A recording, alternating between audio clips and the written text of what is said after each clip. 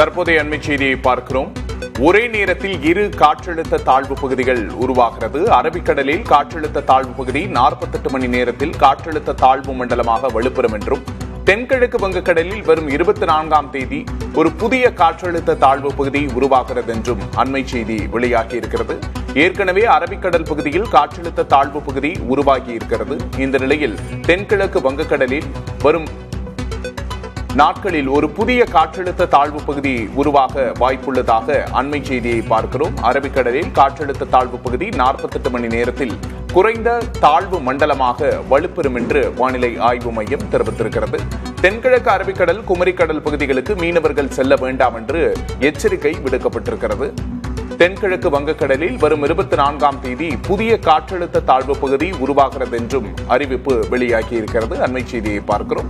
ஏற்கனவே அரபிக்கடல் பகுதியில் காற்றழுத்த தாழ்வு பகுதி உருவாகி இருக்கிறது. இந்த நிலையில் புதிய காற்றழுத்த தாழ்வு பகுதி ஒன்றும் உருவாகிறது.